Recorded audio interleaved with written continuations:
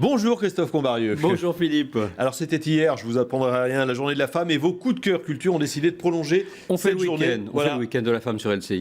Allez, n'ayons pas peur, le week-end de la femme avec de la danse déjà, 3 chorégraphies exceptionnelles à l'honneur, une pianiste classique qui nous vient de Corée, et puis tout de suite, du théâtre avec l'Appel de Londres. Alors, avec un tel titre, on se dit c'est historique, c'est sérieux, et pas du tout. Aucun hommage au général de Gaulle avec son fameux appel du 18 juin 40, évidemment. On découvre en fait sous ce titre la nouvelle pièce signée de l'auteur et du comédien Philippe Lelouch. On se souvenait évidemment de ses énormes succès passés, Le jeu de la vérité 1, Le jeu de la vérité 2, Boire, fumer, conduire vite, enfin des pièces qui avaient quand même attiré plus d'1 million de Français dans les salles, hein, ce qui était quand même absolument gigantesque. Et on retrouve du coup, puisqu'on ne change pas une équipe qui gagne, on retrouve exactement la même configuration, les mêmes comédiens, David Brécourt, Christian Vadim, Philippe Lelouch bien évidemment, parce que c'est lui qui a écrit sa pièce, et sa femme Vanessa Demouy qui est tout à fait charmante et qui, à côté, effectivement, vient toujours être le centre des pièces de Philippe Lelouch. Alors cette fois-ci, on est à Londres, on est au cœur des expatriés de l'autre côté du Channel. Vanessa et Marianne, elle vient d'ouvrir un petit restaurant de spécialité française et on est le 14 juillet. Et tout Français qui se retrouve tout seul dans un pays étranger voit des drapeaux bleu, blanc, rouge un petit peu partout. Ils rentrent tous et finalement, ils vont tous dîner ensemble. Ça devient une soirée comme si c'était des amis de 20 ans alors qu'ils ne se connaissent pas. Voilà. Alors les bons points, c'est effectivement qu'on retrouve cette bande d'amis, cette bande de potes. On sent bien qu'il y a une telle complicité, ils adorent se donner la réplique, etc. Le mauvais point, entre guillemets, c'est pas l'histoire, c'est un petit peu des dialogues un petit peu faibles de temps en temps. On a l'impression que si vous allez dîner avec 4 amis dans un restaurant, vous mettez un magnétophone et vous en tirez une pièce quasiment. Ça fait un petit peu ça. Mais c'est quand même très sympathique, tout à fait. Voilà, c'est au Théâtre du Gymnase. En voici quelques extraits. On est au moins 3 ce soir à fêter le 14 juillet à Londres. Ah, attendez! Vous êtes français? Yes. Ah bah non, mais je peux pas laisser repartir un français le soir du 14 juillet? Non. Vous avez su que j'étais français. On a failli vous prendre pour un Californien, mais... Je suis resté avec ma femme et mes enfants. Mais là, ils sont rentrés en France pour les vacances d'été chez ma belle-mère. Ah oui, d'accord. Mais moi, ils partent demain, mes parents. Hein. D'ailleurs, pour ça que je suis seul ce soir, parce que ma femme fait les valises. Et alors, qu'est-ce qui vous a amené à Londres?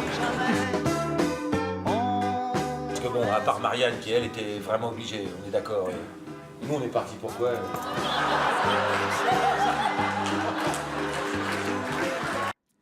Voilà, David Brécourt, Christian Vadim, Philippe Lelouch et Vanessa Demouy, l'Appel de Londres. C'est tous les soirs au Théâtre du Gymnase. Et pendant ce temps-là, à l'Opéra Garnier sont réunies 2 œuvres pionnières de la moderne danse portées par 2 femmes chorégraphes qui ont littéralement bouleversé l'art de la danse au XXe siècle. Et ces 2 femmes, absolument, sont la Suédoise Birgit Kullberg, l'Américaine Agnès Demille. Toutes les 2 ont marqué un tournant dans l'histoire de la danse car elles ont fait entrer un nouveau langage chorégraphique, j'ai envie de dire, davantage centré sur la dramaturgie. Aujourd'hui, les ballets deviennent, grâce à elles, davantage des pièces de théâtre. Alors ça commence avec Fall River Legend d'Agnès Demille, une femme qui incarne un peu elle seule l'évolution du ballet américain des années 40. C'est une femme qui a mené beaucoup de combats et puis c'est une artiste incroyable qui n'a eu de cesse d'essayer d'inventer de nouvelles gestuelles et de découvrir aussi de nouveaux espaces. Quant à Brigitte Kullberg, elle nous a quittés il y a une quinzaine d'années. Elle a créé Mademoiselle Julie,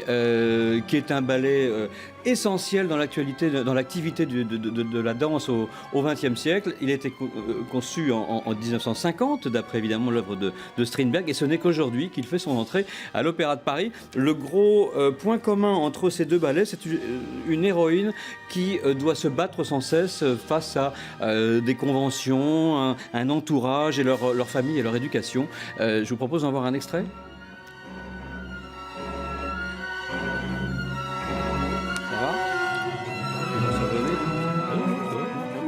J'ai remarqué en tout cas.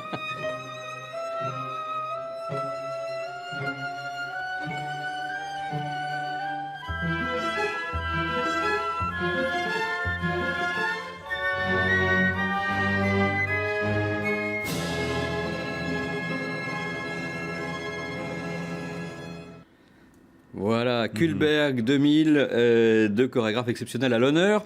C'est à l'Opéra Garnier, il faut se dépêcher parce que la dernière est jeudi prochain et donc il reste 4 représentations. Une autre artiste qui a révolutionné le monde de la danse, celle-là, elle est française, c'est Marie-Claude Pietragala, dont le nouveau spectacle, Monsieur et Madame Rêve, a remporté un immense succès dans toute la France. Il est enfin présenté à Paris, au Grand Rex. Qui peut paraître à l'original pour du ballet. Oui. Et cette fois, elle choisit d'associer la danse aux nouvelles technologies futuristes. Tout à fait. On se souvenait de son dernier spectacle qui était autour de la légende de Marco Polo. Eh bien, l'innovation a toujours rendez-vous avec Marie-Claude Pietragala et la troupe qu'elle a montée avec son mari Julien Derouault. Ça s'appelle Monsieur et Madame Rêve. C'est l'histoire de deux êtres un peu évadés de l'univers fantasmagorique d'un dramaturge. Alors, on est plongé dans un monde où le facteur temps n'existe plus, où l'utile devient inutile, tout se dérègle, tout bascule, on rentre dans le cosmos grâce à une technologie 3D absolument folle. C'est inspiré de Ionesco et puis on retrouve comme compagnons interlopes de ce ballet, on retrouve des gens comme Jérôme Bosch, comme David Hockney, Kafka, même Fred Astaire qui fait son apparition. Tout ça grâce à la 3D qui donne une dimension magique, limite un cauchemar éveillé. Donc, si vous voulez en voir des extraits, c'est un monde de l'illusion qui met peut-être même mal à l'aise, mais on est complètement enveloppé, c'est incroyable.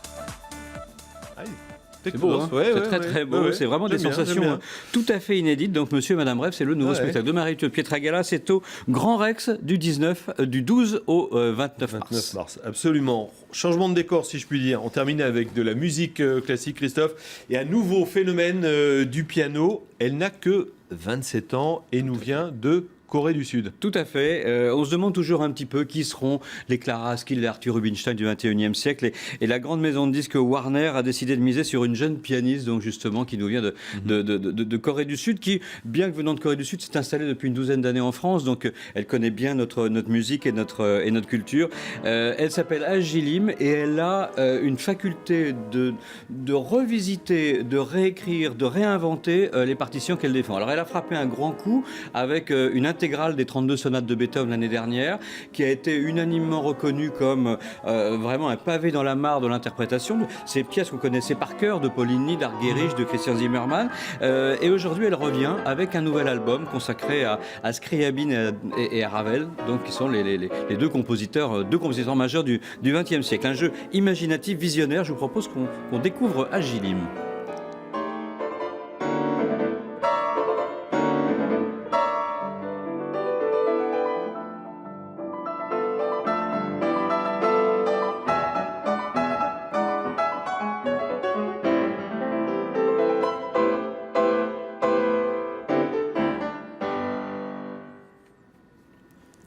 Pas mal, hein. Oh, oui, ce qu'on disait avant la chronique, les Asiatiques arrivent en force quand même. Hein, arrivent en force, ça en se confirme. Yundi Lee, Lang Lang, aujourd'hui Agilim, c'est assez visible et palpable même dans les concours internationaux de piano. À rappeler quand même que ce disque sort, donc c'est un disque qui sort chez Erato Warner, consacré donc à Ravel et à Scriabine. Et au Théâtre du Palais Royal, Christophe, les lundis musicaux, bien sûr. Elle sera demain soir en récital, où elle va justement jouer du Beethoven et du Ravel et les 4 ballades de Chopin. Très bien, le rendez-vous est pris. Merci Christophe. Tout de suite sur LCI, un nouveau journal avec Sylvia Micon.